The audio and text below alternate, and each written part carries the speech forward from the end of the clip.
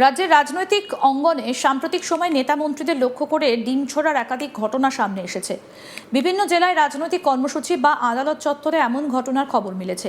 এবার বীরভূমেও এক তৃণমূল নেতাকে আদালতে আনা ঘিরে তৈরি হলো চর্চা। যদিও এবার কোনো অপ্রীতিকর ঘটনার খবর মেলেনি। বীরভূমের পরিচিত তৃণমূল নেতা রবি মুর্মুকে গ্রেপ্তার করেছে পুলিশ। গ্রেপ্তারের পর তাকে পুলিশের নিরাপত্তায় আদালতে নিয়ে যাওয়া হয়। পুলিশের গাড়ি থেকে নামানোর পর আদালতে প্রবেশের আগে সাংবাদিকরা রবি মুর্মুর সঙ্গে কথা বলার চেষ্টা করেন। গ্রেপ্তারি নিয়ে প্রশ্ন করা হলে তিনি সংক্ষিপ্ত জবাবে বলেন, জানি না, আমি তৃণমূল কংগ্রেস করি। এরপর আর কোনো মন্তব্য না করেই তাকে আদালতের ভেতরে নিয়ে যায় পুলিশ। দেখুন ভিডিও।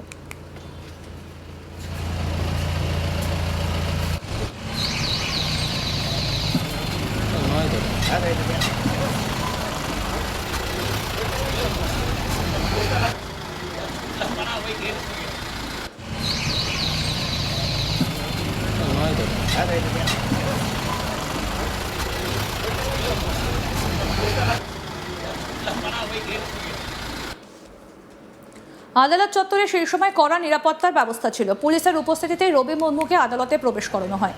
তবে সাম্প্রতিক সময়ে যেমন রাজনৈতিক নেতাদের লক্ষ্য করে ডিম ছোড়ার একাধিক ঘটনা দেখা গিয়েছে, এদিন তেমন কোনো ঘটনার খবর অবশ্য পাওয়া যায়নি। রাজ্যের বিভিন্ন প্রান্তে গত কিছুদিনে রাজনৈতিক কর্মসূচি বা আদালতে হাজিরার সময় একাধিক নেতাকে লক্ষ্য করে ডিম ছোড়ার অভিযোগ সামনে এসেছে। সেই কারণে এদিন আদালত চত্বরে অনেকের নজর ছিল নিরাপত্তা ব্যবস্থার দিকে। তবে পুরো প্রক্রিয়ায় শান্তিপূর্ণভাবে সম্পন্ন হয় এবং কোনো বিশৃঙ্খলার ঘটনা ঘটেনি। এই ঘটনাকে ঘিরে রাজনৈতিক মহলেও শুরু হয়েছে আলোচনা, কারণ বীরভূমে অতীতে একাধিক রাজনৈতিক ঘটনাকে কেন্দ্র করে উত্তেজনার পরিস্থিতি তৈরি হয়েছে। ফলে রবি মুর্মুকে আদালতে আনার সময়ও অনেকেই পরিস্থিতির দিকে নজর রেখেছিলেন। স্থানীয় সূত্রের দাবি, রবি মুর্মু বীরভূম জেলার পরিচিত তৃণমূল নেতা। এছাড়াও স্থানীয় রাজনৈতিক মহলে তার পরিচিতি রয়েছে বলে জানা যায়। বিভিন্ন সূত্রে আরও দাবি করা হয়েছে তিনি বিধায়ক চন্দ্রনাথ সিনহার পরিচিত। তবে এই বিষয়ে স্বাধীনভাবে যাচাই করা সম্ভব হয়নি। অন্যদিকে রবি মুর্মুর সংক্ষিপ্ত মন্তব্যও রাজনৈতিক মহলে আলোচনার বিষয় হয়ে উঠেছে। তবে তার বিরুদ্ধে ওঠা অভিযোগের বিষয়ে তদন্ত এখনও চলছে। আদালতের পরবর্তী নির্দেশ এবং তদন্তের অগ্রগতির ওপরই নির্ভর করবে এই মামলার পরবর্তী পদক্ষেপ। এই ঘটনার উপর নজর রাখছে রাজনৈতিক মহল এবং প্রশাসন। তদন্তে নতুন কোনো তথ্য সামনে এলে সেটাও অবশ্যই গুরুত্বপূর্ণ হয়ে উঠবে।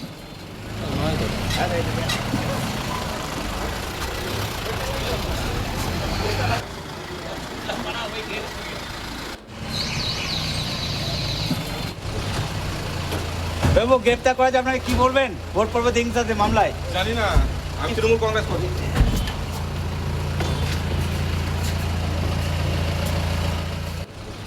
আমাদের প্রতিনিধি শান্তনু হাজরা কি প্রতিবেদন তুলে ধরেছেন দেখব। বীরভূম জেলায় শতাধিক নেতা কিন্তু ডিম থেরাপির শিকার হয়েছে। তবে এই বীরভূম জেলাতে এক অন্য নজিরবিহীন ঘটনা দেখা গেল, যে ডিম থেরাপি থেকে রেহাই পেল ইলামবাজার অঞ্চলের তৃণমূল নেতা এবং কর্মাধ্যক্ষ রবি মুর্মু। আর এই রবি মুর্মুর বিরুদ্ধে রয়েছে একাধিক অভিযোগ।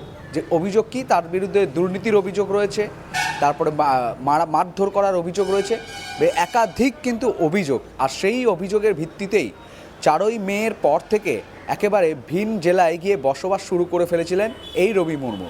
রবি মুর্মুকে বীরভূমের যে পাশের জেলা বর্ধমান, সেই বর্ধমানের জেলার কাকসা থানা থেকে তাকে কিন্তু গ্রেপ্তার করা হয়। আর গ্রেপ্তার করে যখন তাকে আদালতে তোলা হলে যখন সাংবাদিক প্রশ্ন করে যে কি কারণে তাকে গ্রেপ্তার করা হয়েছে, তিনি কিন্তু মুখের সামনে বলেছেন যে ছোট্ট একটা শর্ট উত্তর দিয়েছেন। সেখানে বলছেন যে আমি তৃণমূল কংগ্রেস করি।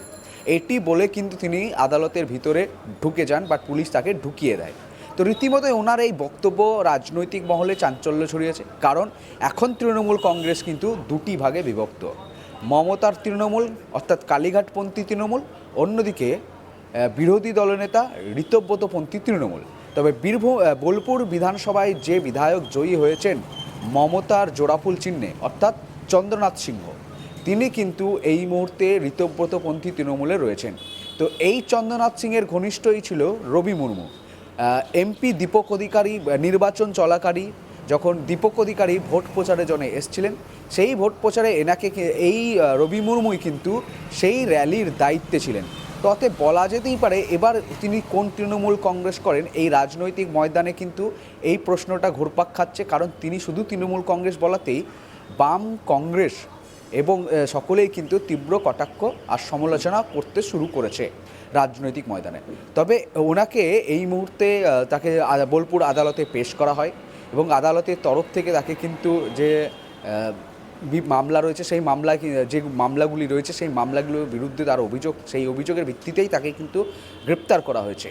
তবে কে এই রবি মুর্মু? রবি মুর্মু ইলামবাজারে বিলাসবহুল বাড়ি রয়েছে, সাথে সাথে তার কিন্তু যে বালির ইলামবাজারে যে অজয় নদ রয়েছে সেই অজয় নদের বোলপুরের বিধায়ক এই মুহূর্তে ঋতব্রতীপন্থী তৃণমূলকে সমর্থন করেছে বোলপুর বিধায়ক চন্দ্রনাথ সিংহ।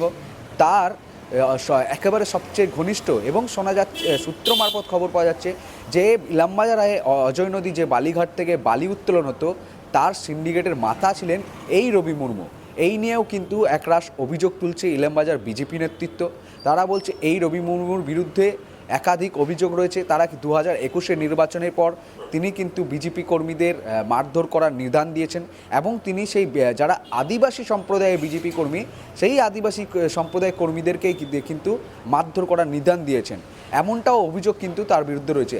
বলা যেতেই পারে তার বিরুদ্ধে কিন্তু একাধিক অভিযোগ আনছে ভারতীয় জনতা পার্টির ইলামবাজার নেতৃত্ব এবং অন্যান্য নেতৃত্ববর্গ এবং এলাকার বাসিন্দাও এদিন দেখা গেল। তবে সবচেয়ে বড় ঘটনা সেটা হচ্ছে যে বীরভূমের শতাধিক তৃণমূল নেতা মন্ত্রী সকলেই কিন্তু ডিম থেরাপির শিকার হয়েছেন।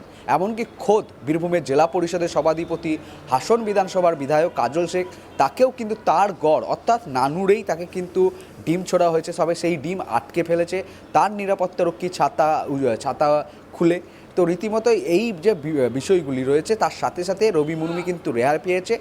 রেহাই পেলেও পুলিশের হাত থেকে কিন্তু গ্রেপ্তার হওয়া যে সেই গ্রেপ্তার না হওয়া থেকে কিন্তু তিনি রেহাই পায়নি, এমনটাই চিত্র কিন্তু এবার উঠে এসেছে রবি মুর্মুকে কেন্দ্র করে।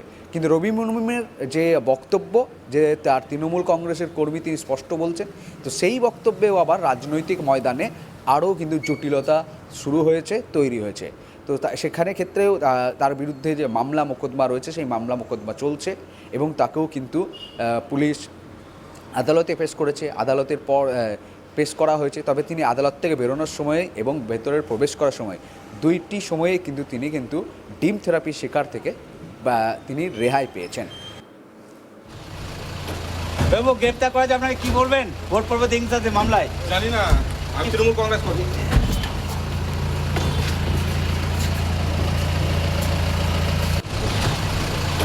বাবু গ্রেপ্তার করা যে আপনাকে কি বলবেন ভোট পর্ব হিংসাতে মামলায়? জানি না, আমি তৃণমূল কংগ্রেস করি।